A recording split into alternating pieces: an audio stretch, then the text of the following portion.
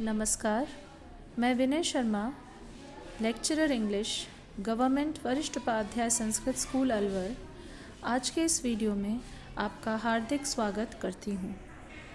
तो आज हम ब्रोकन इमेजेस का एक्सप्लेनेशन देखेंगे। इंट्रोडक्शन तो हम पहले वीडियो में देख ही चुके हैं। जो प्ले है ब्रोकन इमेजेस, गिरीश कर्नाड के द्वारा लिखा गया, ये टी.एस. इलियट की famous epical poem the waste land की 3 पंक्तियों से शुरू होता है। इस प्रकार हैं पंक्तियाँ। For you know only a heap of broken images where the sun beats and the dead tree gives no shelter. तो ये जो पोयम है, इसमें भी poet T S. Eliot modern world की इनफर्टिलिटी, बैरननेस के बारे में बता रहे हैं। और सिमिलरली गिरीश कर्नाड अपने इस नाटक में रिश्तों के बीच में जो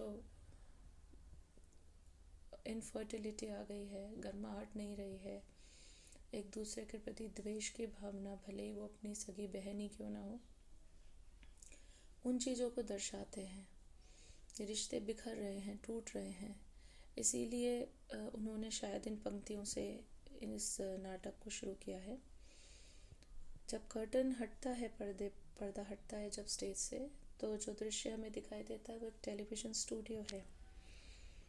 the interior of a television studio, a big plasma screen hangs on one side, big enough for a close-up on to it be seen clearly by audience. एक बड़ा सा प्लाज्मा टीवी है जो स्टेज के एक तरफ लगा हुआ है, और इतना बड़ा है कि ऑडियंस उसमें पिक्चर देख सकते हैं जो भी स्क्रीन के ऊपर आएगी। On the other side of the stage, stage की दूसरी तरफ, a chair and a typically telly table, strong, wide, semi-circular.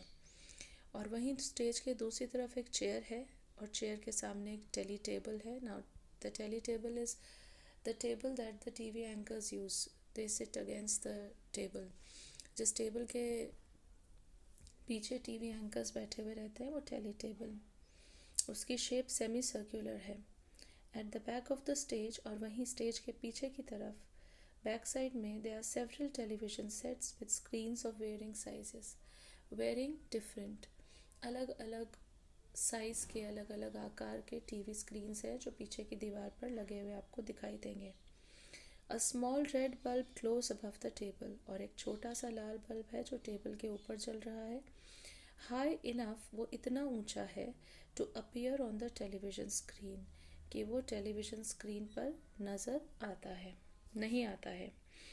Manjula Nayak walks in, she is in her mid-30s, 40s and has a confident stride. तभी मंजुला नायक जो है वो प्रवेश करती हैं, और वो लगभग 30 से 40 वर्ष की उम्र की हैं, और उन्होंने जो उनकी स्ट्राइड है, जो उनकी चाल है, वो एकदम कॉन्फिडेंट है। She is wearing a lapel mic, और उन्होंने एक लेपल माइक पहना हुआ है। वो माइक जो कि मुंह तक टच होता है, छोटा mic. It is immediately evident that she is at home in broadcasting studios. और तुरंत ही मंजुला नायक को देखकर ये एविडेंट, ये स्पष्ट हो जाता है कि पहले भी वो इस तरह के ब्रॉडकास्टिंग स्टूडियोज़ में आ चुकी हैं। She is at home, that means she is comfortable, वो घबरा नहीं रही हैं, बिल्कुल भी रिलैक्स्ड है। She looks around. Manjula Nayak enters the studio, she says nice, very nice, neat. वो कहती है स्टूडियो तो बहुत साफ सुथरा है। She goes and sits on the chair, adjust the ear piece, और वो जाकर वहाँ जो कुर्सी है साइड में, वो उस पर बैठ जाती हैं, अपने ईयर पीस को एडजस्ट करती हैं, उसको ठीक करती हैं, और फिर कहती हैं but where is the camera. अब उन्हें कैमरा तो दिखाई नहीं देता है। जो ईयर पीस है उसमें से उन्हें रिप्लाई आता है। She listens to the reply. सुनने के बाद वो कहती हैं आई सी, न्यू टेक्नोलॉजी। वो कहती है वाह, ये तो नई तकनीक है। इज़न्ट इट स्कैरी, पर क्या ये थोड़ी डरावनी नहीं है। The rate of obsolescence, listens. फिर सुनती है ऑफ कोर्स आई हैव। वो कहती है कि हाँ बिल्कुल, मैंने वहाँ से शायद उन्हें लगता है कि वो कोई कह रहा है कि ऐसे स्टूडियोज़ में आप पहले भी गए होंगे, तो वो कहती हाँ बिल्कुल मैं गई हूँ, in London and in Toronto. हाँ बिल्कुल, लंदन और टोरंटो शहरों में जहाँ मेरा इंटरव्यू हुआ वहाँ भी ऐसे ही स्टूडियोज़ थे। But when you think of Indian television Studios you always imagine them cluttered.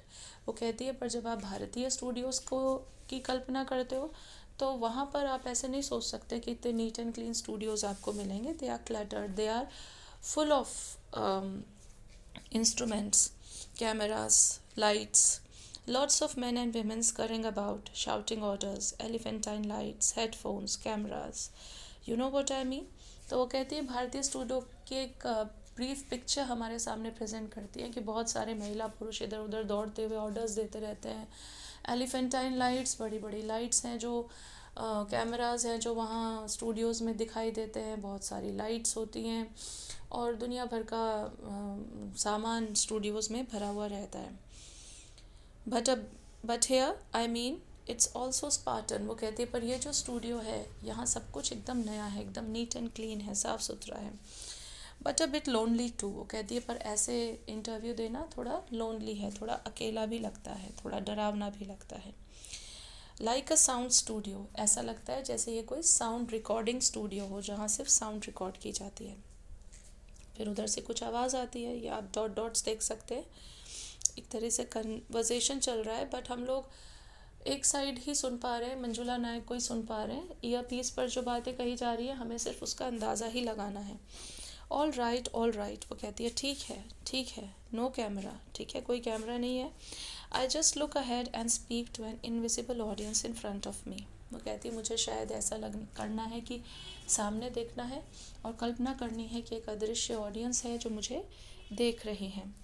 Direct, fine, I can hear you clearly, voice test, testing 1 2 3 4 5, hello, shall I tap on the mic, and laughs.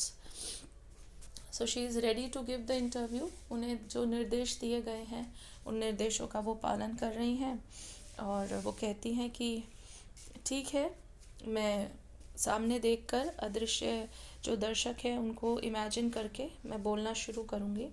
वो voice test भी कर लेती है, mic test भी कर लेती हैं, फिर हंसती हैं, फिर कहती हैं my speech will last exactly 10 minutes. वो कहती है मेरी स्पीच जो है वो बिल्कुल 10 मिनट की ही है।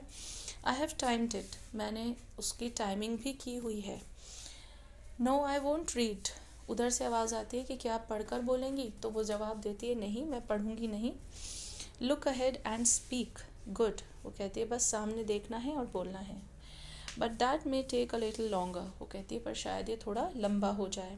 A couple of minutes if I don't fumble too much. वो कहती है हो सकता है थोड़ी सी लंबी हो जाए स्पीच, कपल ऑफ मिनट्स, कुछ मिनट लंबी हो जाए, और अगर मैं अटकती नहीं हूँ, लड़खड़ाती नहीं हूँ बोलते वक्त, तो शायद टाइमली भी वो हो जाएगी पूरी। She mouths 10 to 0 silently. और फिर वो 10 से 0 तक की गिनती एकदम मन में बोलती हैं। Emphasising each count with a 4 finger. और हर जो गिनती है उसको अपनी उंगली से दर्शाती हैं। एट द स्ट्रोक ऑफ 10, और जैसे ही 10 तक गिनती पूरी होती है, द लाइट टर्न्स येलो। जो बल्ब की रेड लाइट थी वो अब येलो हो जाती है। The announcer appears on the big plasma screen. और तभी जो बड़ा टीवी स्क्रीन लगा हुआ है उस पर एक अनाउंसर हमें दिखाई देता है। The other screen remains blank till the last few minutes of the play. और बाकी जो पीछे की तरफ जो अलग अलग साइज़ के टीवी स्क्रीन्स लगे हुए हैं वो सब ब्लैंक रहते हैं। सिर्फ जब प्ले ख़त्म होने वाला होगा तभी वो जागृत होंगे, मतलब स्टार्ट होंगे। अनाउंसर कहता है good evening, this is a proud evening for the Shri TV channel. For tonight we bring to you miss Manjula Nayak. Announcer introduce करता है ऑथर को। वो कहता है आज हमारे लिए बहुत गर्व की बात है क्योंकि आज हम आपके सामने विश्व प्रसिद्ध लेखिका मंजुला नायक को प्रस्तुत करते हैं। Many of you will know her as a renowned Karnataka short story writer. आप सभी, अधिकतर लोग उन्हें एक प्रख्यात कन्नड़ लघु कथा लेखक के रूप में जानते हैं। Until a year ago, she was a lecturer in English in Bangalore. Until a year ago, 1 साल पहले तक वो बैंगलोर में इंग्लिश की लेक्चरर थी। But she has been writing in Kannada. But वो कन्नड़ भाषा में भी लिखती आ रही हैं। नॉट अनयूजुअल, वो कहता है ये अजीब नहीं है, क्योंकि बहुत से ऐसे इंग्लिश के हमारे लेक्चरर्स रहे हैं जिन्होंने अपनी मातृभाषा में लिखा है। फिर वो उदाहरण देते हैं, जैसे कि BM Shri, Gokak, Adiga, even modern ones, Lankesh, Shantinath, Ananthamurthy. तो इस तरह से बहुत सारे लेखकों के वो उदाहरण देते हैं।